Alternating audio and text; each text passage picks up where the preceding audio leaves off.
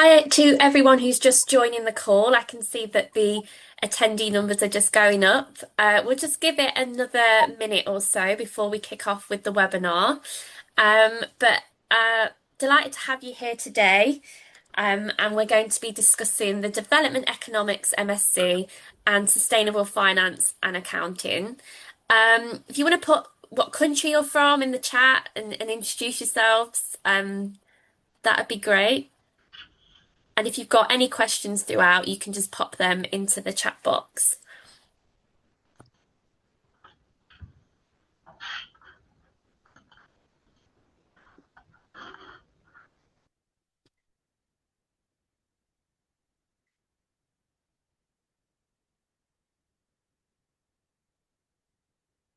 Hi, Yoshi from Japan.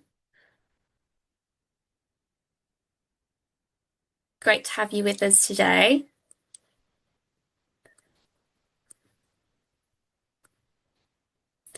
And I think we'll get started. So, yeah, as I said, hi everyone. My name's Sian and I work for the International Office at the University of Sussex as the Marketing Manager. Delighted to welcome colleagues from the business school here today to tell you a little bit more about the Development Economics Masters and the Sustainable Finance and Accounting programs. We've also got alumni on the call. So we have Saksham, who is going to share a little bit more about their experience as well. So if you do have any questions for our academic speakers or for our alum, then please do put them in the chat and we will get to those in a bit. So without further ado, I'll hand over to my colleagues. Hi, good morning or afternoon, evening, depending on where you are, and welcome. My name's Maika. I'm the course director for the MSc Development Economics, and I'm going to start off today by sharing a bit with you about our course, and then my colleague Sarada will take over. Sarada, could you please share the slides?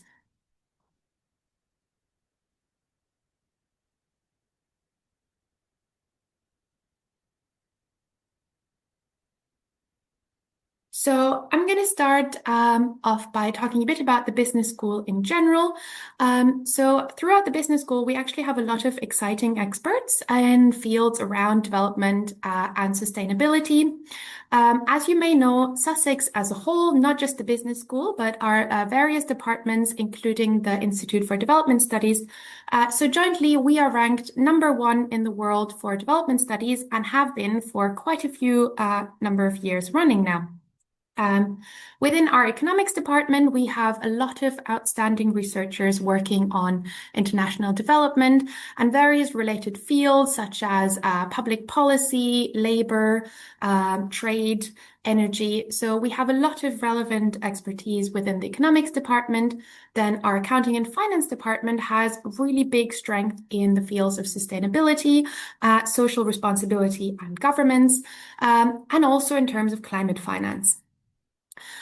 We then have a separate unit, which is called the Science Policy Research Unit, that do a lot of work on essentially sustainable energy policy and various policy, and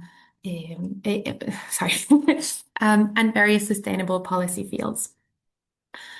Throughout the school, we host regular seminars. So within the economics department, within the science policy research unit, and each department has essentially a weekly seminar series where you can listen to distinguished speakers from the university, but also from abroad. So we have rotating guest speakers. Okay, so I'm the course director for the Development Economics Masters. So I'm going to start off by talking about that. Why should you apply to our MSc Development Economics? Well, the world needs well-trained economists that have a good understanding of development, what is necessary to tackle the big challenges we are facing today, and essentially people that will then go work in roles within governments, within international organizations, within NGOs and consultancies to tackle today's development challenges. So, who is this course aimed at? Who should take this course? Well, this course is aimed mainly at economics undergrads who would like to specialize in development. So, if you have an economics degree or equivalent qualifications, so if you have been already working as an economist, for example, and you would like to obtain a master's degree in this area. This is also a great master's program to prepare yourself for PhD studies. So if you would like to become an academic development economist and go on to do a PhD, this is a great starting point for that as well.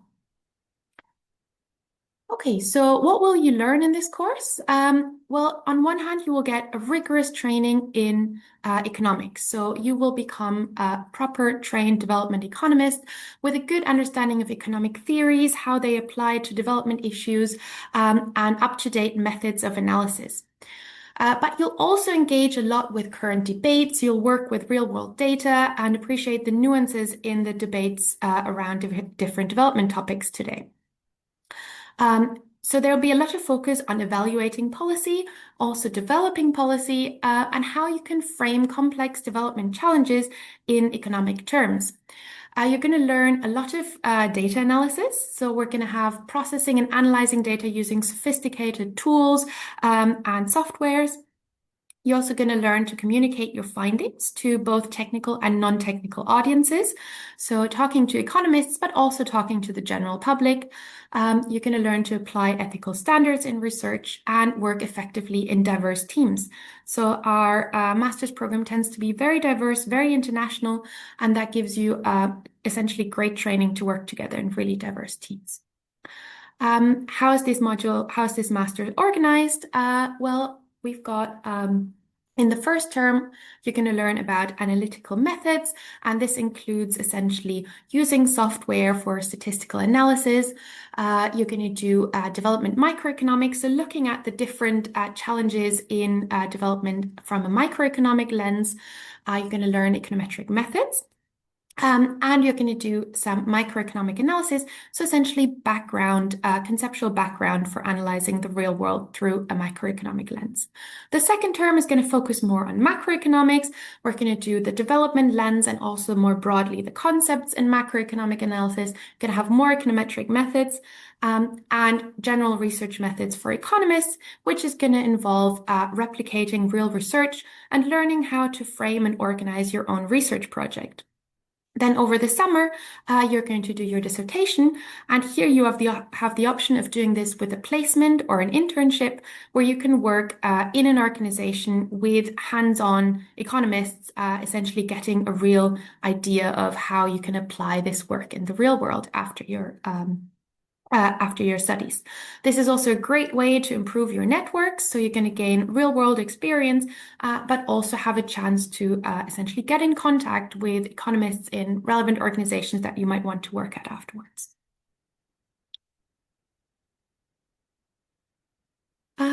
So where do our alumni generally go afterwards? This is quite different. We have quite great options for careers afterwards. So a lot of our alumni actually end up going into international organizations, into the World Bank. The World Bank is full of Sussex alumni, or the OECD, IMF, FAO, IADB, ADB, different UN organizations. So international organizations are one of the places our alumni tend to go. We also have a lot of alumni working in governments. So this can be in the UK as a civil servant, or it can be abroad. So a lot of people go back to their home countries and then work in governments there. Some of our alumni also go into the financial sector or into consultancies. So these are often consultancies then focused on development, such as, for example, Oxford Policy Management. And a lot of our alumni also go into academia, both in the UK or in their home countries, or, as you will see in the example of Saksham, in another country altogether. Okay, so what are the entry requirements? Well, you need the ability to speak English well. So you need to show your English through an IELTS. And then in terms of the degree requirements, you should have at least an upper second class degree. And you can see on our website what exactly that translates to in whatever country you are from. So this is the UK classification. And then Your degree should ideally be in economics or a very closely related field, because we need you to have a good background in macro, micro, and statistical analysis so that you can really follow the course well. Application deadlines for international students are by 1st of August, because then there are visa requirements, and for home students, they are by 1st of September. Right, please let me know if you have any questions, and otherwise I will hand over to Sarada now. Thank you. You're still muted.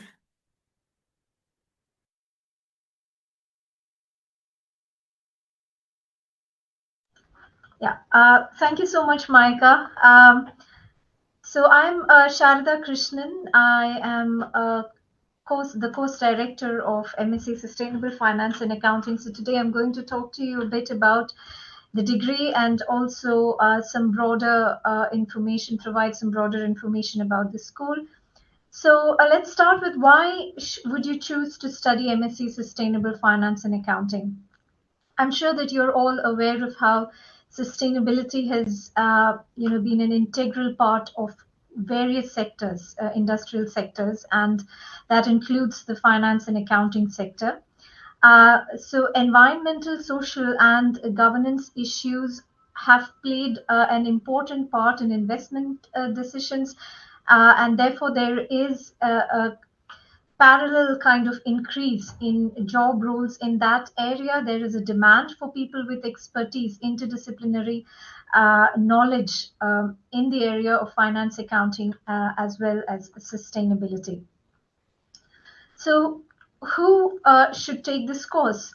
If you have studied accounting and finance, for example, if you've already completed your undergraduate degree in accounting and finance or a related degree, for it could be economics, it could be business, it could be management degree, and you have some work experience, maybe it's fine if you don't have work experience also. So we have a mixed cohort usually on the degree. So we have fresh graduates, students who have just finished their undergraduate degree and have joined the course, or we have people who have had a few years of work experience as well, or a lot of work experience as well. So this is open to a wide range of capacities in the sense. So we have people who are looking to change their stream of work into a more sustainability oriented career pathway.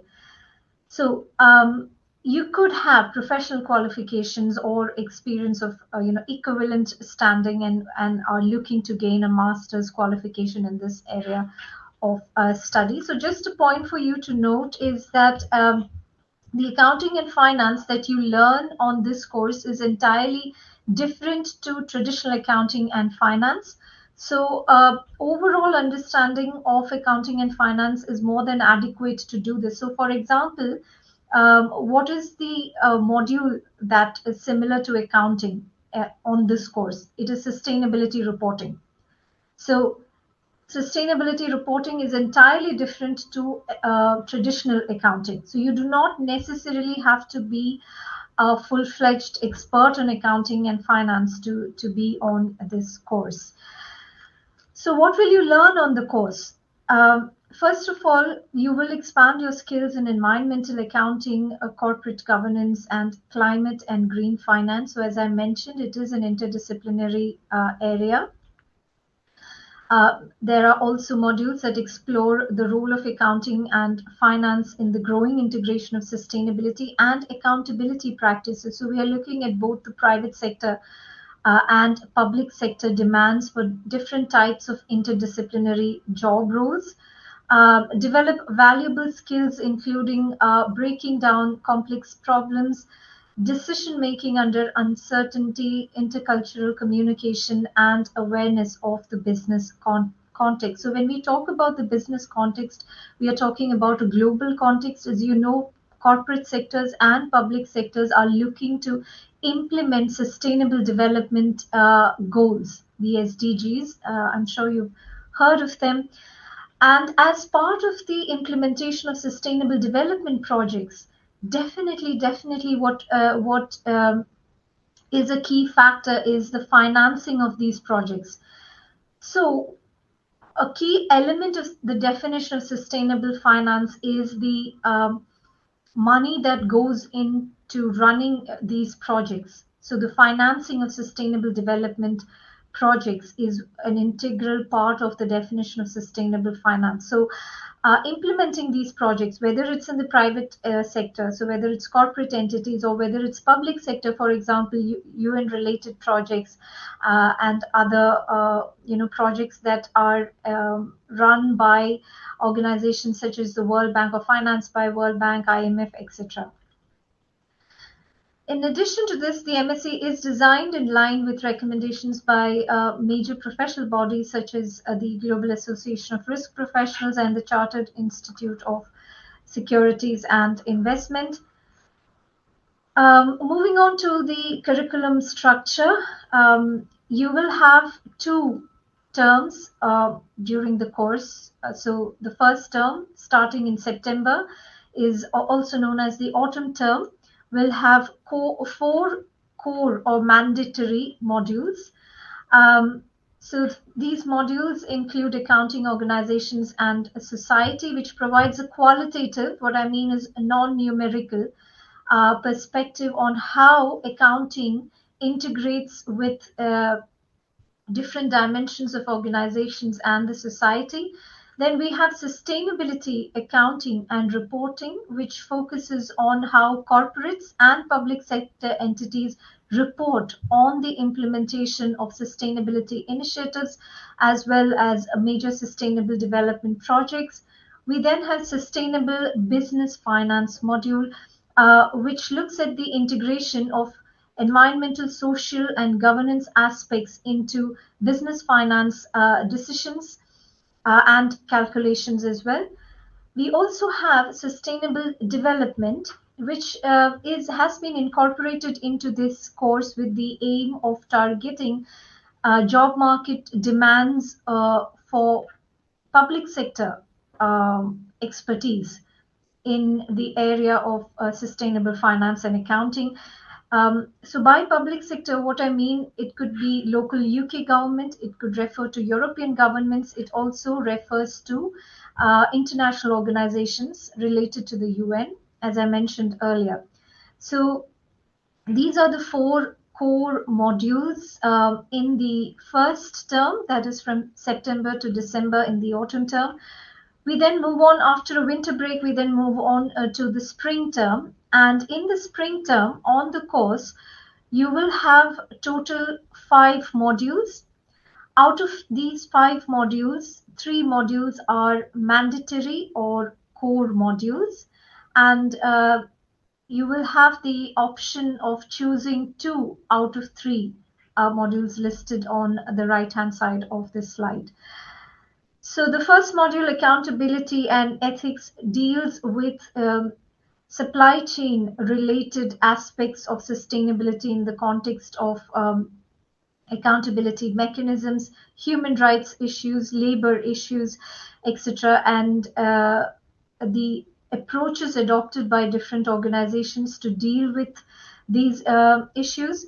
Secondly, climate finance is a module that focuses on carbon markets, for example, and financing of various initiatives, sustainability initiatives, specifically focusing from a capital markets perspective. We then have a research methods for finance module, which prepares students for the research project in the summer term. So this module, research methods for finance, will equip you with knowledge on qualitative and quantitative methods that can be adopted to carry out a research project. Now, these are the 3 mandatory modules. Then you can pick either one of the 3 modules on the right-hand side, 2 of 3, that is corporate governance or energy policy and sustainability. Again, a module that looks at the energy sector, focuses on policy and sustainability initiatives in the energy sector, and ethics and organization. So either two out of 3 of these modules. So that's a spring term for you. We then have the research project or the dissertation in in the summer term. So this module is 80% assessed through a dissertation, and there will be a 20% test on the module. And as I said earlier, your skills for doing research will be built during term 2, so you're not kind of starting for the first time in summer doing the research project. You will have a background through the research methods module in the spring term. Now, in addition to this version of the degree, which is a 1-year version, we also have an MSc with a professional placement year for those students who are interested to do a placement in this area. So that will then be a 2-year version of the course. So this means that for students who are interested to do the professional placement, first year you would be doing the normal version of the degree along with other students. And then second year, if you are successful in securing a placement with the help of the careers and employability team, then you will be doing working with a company for the second year. So what are the career options? Now, as a graduate at the business school, you can pursue a wide range of sectors. So there are MNCs, there are small and medium enterprises, local NGOs. So if you look at the current alumni on MSc Sustainable Finance and Accounting, one of the most recent alumni positions that I have come to know about through LinkedIn a few months ago, I was in touch with one of our alumni, and she is international student actually, and she is joined as a vice president at JP Morgan, and she's in London. We have also had students joining, for example, district councils in the UK. So that is, we are talking about public sector job areas in sustainable finance, job roles in sustainable finance. We have had students working in local British firms. We've had professional placement students going to work in Germany, for example, with the company GIZ.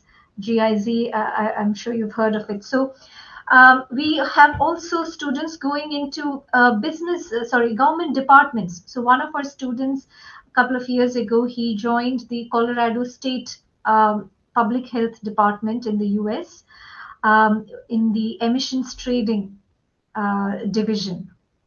So as you can see, the sectors in which the students, alumni work are wide, and the types of organizations are also varied. In terms of entry requirements, as mentioned for the previous course, like Maika mentioned, IELTS, there's a standard level of 6 overall, with at least 5.5 in each component, and potential candidates should have a lower second class 2.2 undergraduate honors degree or above, or the equivalent of that in your country if you're not from the UK. Subject-specific requirements, your qualification should be in a subject which has a basic coverage of accounting and finance. So as I mentioned, if you've had, for example, if you're doing a management degree or a related degree, and you have had an accounting module or a finance module on it, you would be, you could be eligible for admission to the course. So sometimes we do a case-by-case analysis, because if you have a degree where accounting was not a core module, but you have chosen it as an optional module, that could also be suitable, or finance as an optional module. So you have some understanding of accounting, finance, economics, or management related module. You could be suitable for admission to the course. Now, there are also some cases where we have had students who have not had specific qualification in accounting and finance or a management related discipline. However, they have either gained a professional qualification. For example, in accounting, there are professional qualifications, chartered accountancy qualifications like ACCA, or maybe not the full qualification, part qualification, and then they are working in an accounting and finance role. So those type of candidates are also considered for admission on the course. So this is a case where you would have had a few years of experience. Maybe your original, undergraduate degree was elsewhere, but while building your career, you changed your career pathway. You studied while you were working and cleared some of the exams on a professional qualification and have started working in an accounting and finance role. In that situation, you would definitely be considered for admission to the course. In terms of application deadline for international students, it is 1st August. So this is to allow time for visa processing and everything. So please make a note, if you are an international student, please remember to submit your application before the 1st or before the 1st of August. And for home students, for UK students, the deadline is 1st September. Now, in terms of employability, Sussex has an award-winning careers and entrepreneurship team that provides specialist support while you're studying here at Sussex, but also especially 3 years after you graduate. After 3 years after you graduate, you can still render the services. You can still get the services of our team. Opportunities to apply for each year with employers so we have big names in our list of employers for past students: Disney, Gatwick Airport, L'Oreal. You can see you also have the opportunity to earn while you are studying at Sussex with paid jobs on campus, but there are also a lot of job opportunities in Brighton. The University of Sussex was also the winner of the 2024 Graduate Career Advisory Services, so AGCAS, Association of Graduate Career Advisory Services Award for Excellence in Supporting Student Employability for the scale, diversity, inclusiveness, and sustainability focus of our work experience offer. Now, we have multiple systems that support employability. So there are group and one-to-one information sessions, advice and guidance available. We regularly invite guest speakers from the industry to give talks to our students about the latest ongoings in the job market and in the specific sectors where they work. We also have something called Career Lab, which is a series of employability support initiatives provided by the university, which is open to all taught students at the university. You will also have access to multiple platforms such as the Student Circus and GradLink. So you can find a lot of information if you log in, if you register with the Career Hub. You can access web pages on all these different platforms and look at the timetable. For example, with Career Lab, there are a series of events with dates and details on what those events are about, whether they are workshops, whether we have specific speakers visiting us. So workshops could relate to skill building, such as presentation, CV, how to prepare a CV. And a wide range of other skills that have been identified from job market analysis. We also have guaranteed internships exclusively for business school postgraduate courses. So there is a difference between an internship and a placement. So an internship could be of the duration between 2 weeks to 12 weeks.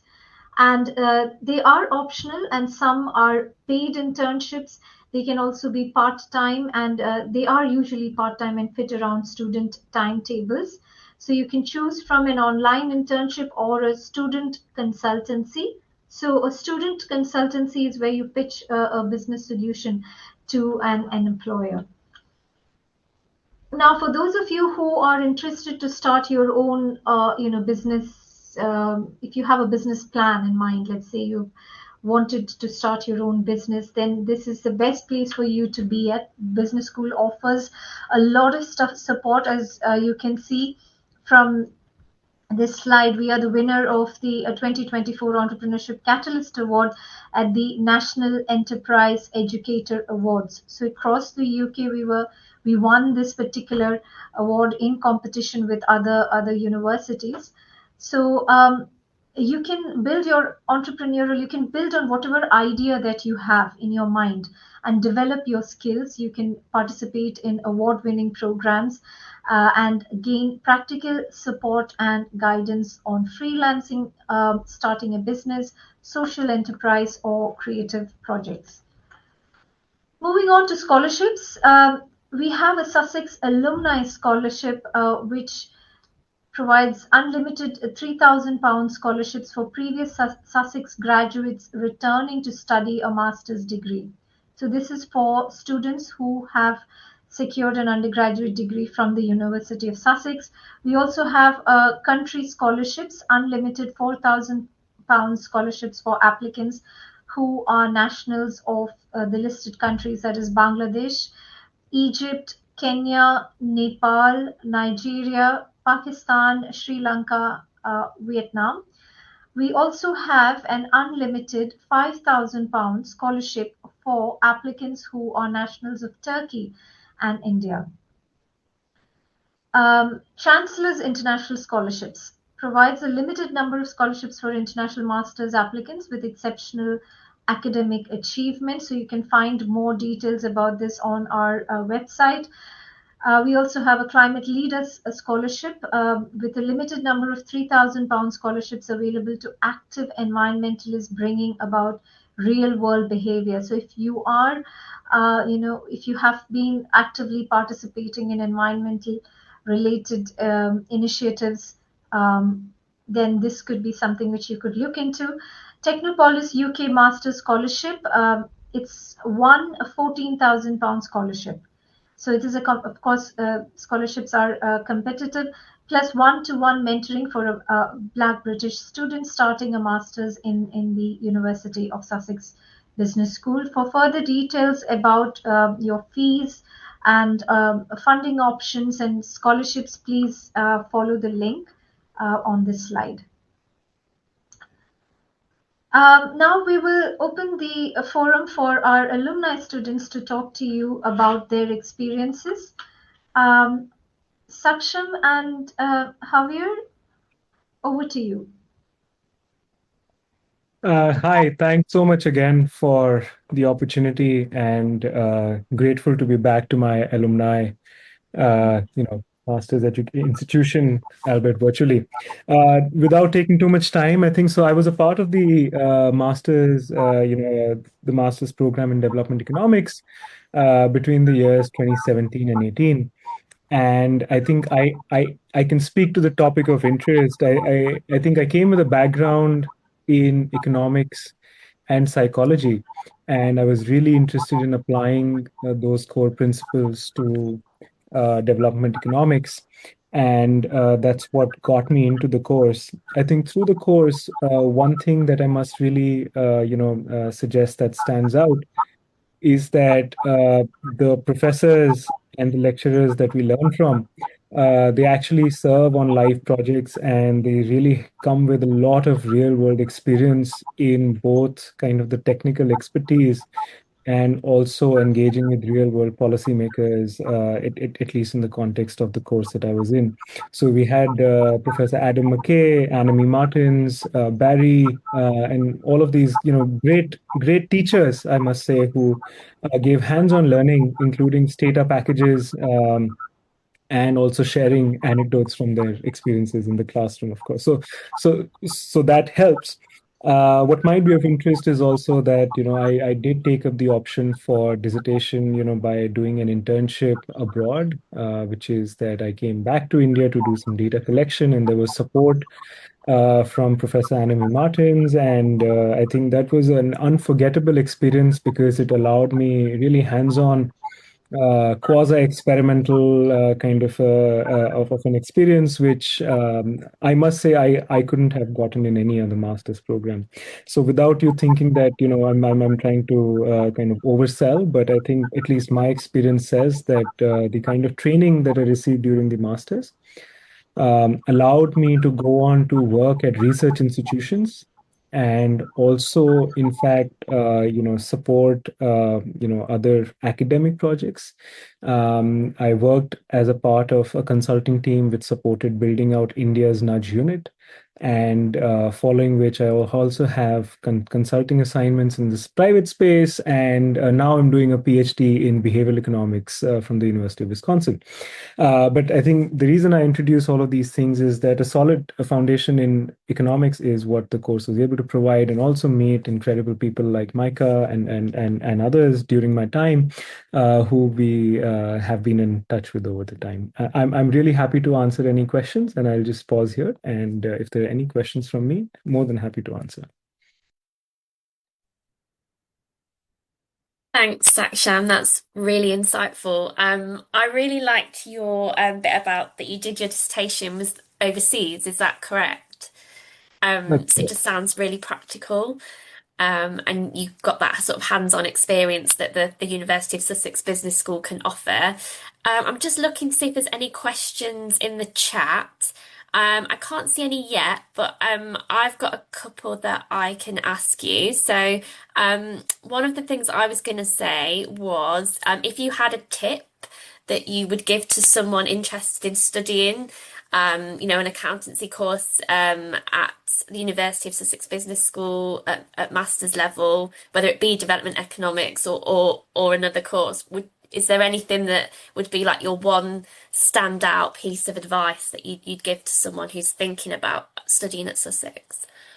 I think the one advice that I can also share is that, or rather, not an advice, but perhaps something that I experienced was that you get to be a part of a university that excels in a lot of fields, and what it allows you to do is that it allows you to meet a lot of very brilliant people, not just in your own discipline, but especially if you look at our school. I think in some sense you're doing research on energy to development, agriculture, and a whole lot of other things. So, and I think that really builds a great cohort and your networks. I think you really get a great experience in terms of looking at different cultures and also kind of meeting people from varied interests, which I think has been helpful in kind of helping my career as a researcher for sure. Brilliant. So we've got a question from Yoshi, who says, could you please let us know which textbooks are used for econometric methods, microeconomic analysis, and macroeconomic analysis?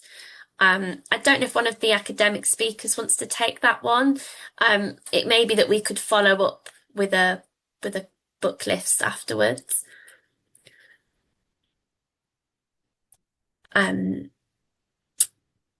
So we will share the recording and any information, Yoshi, with you, so we can definitely send you a list rather than giving that information over the call.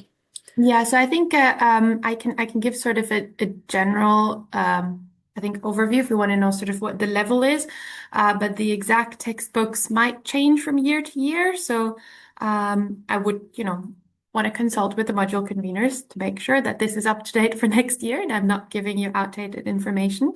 So our sort of starting point for econometrics is actually kind of the layout and the ideas is following the mostly harmless econometrics along. And then, so I'm very happy to send you an updated book list. Some of the modules actually do use parts from various textbooks. Very happy to send you an updated book list. There's still time if anyone's got any other questions. One that does come up quite a bit that I was going to ask you, Saksham, is so your experience of being an international student and moving to Sussex, how was that? We've got quite a few international students on the call who are interested in studying at our business school. How was that transition for you, and how did Sussex support you? Yeah, no, I think one of the major parts was I'd never been abroad anywhere before I came from India. And I think one of the things that really helped was that getting access to scholarships, that of course helped. And of course, I think, being an international student, I think the fact that you are in company of other fellow international students, you do perform, you do engage with them on, kind of support structures in terms of dealing with different kind of, course modules. But also from the department side, I think one of the things that I really must, call out is that all of the kind of, professors around the academic material, the difference was that the accessibility of being able to reach out to faculty, even if not from your own domain, and the kind of help you get was really kind of endearing, in the sense that, not just during office hours, but even beyond, and kind of, as an international student, getting access to those kind of resources and the excellent library. I must say that the Sussex Library is one of the best, and it's open 24/7. At least it used to be. So I think that's one bit that I think I must say I have spent a lot of evenings and nights, more than I should admit, at least in that library. Thank you. And it's a really nice message in the chat from Asma, who said thanks for the webinar. You find it really informative. And I think it's worth noting that we will send this recording round to everyone who registered. So if you do need to watch this back in your own time, or refer back to anything that Maika or Sarada said today, then that's absolutely fine. We'll make sure you have that link. I think all that's left to say is, thanks for joining our webinar. It is part of Development Studies Week. So there's a whole series of webinars happening this week. So please do check out our website, because there are more webinars happening for the rest of the week that you can sign up for. And that's to celebrate our first in the world ranking, which we're really delighted to have been awarded for the past 10 years now. So thanks everyone for attending and for signing up for this webinar, and have a great rest of your day. Thank you very much. Thanks everyone. Thank Bye. you. Thank you. Bye-bye.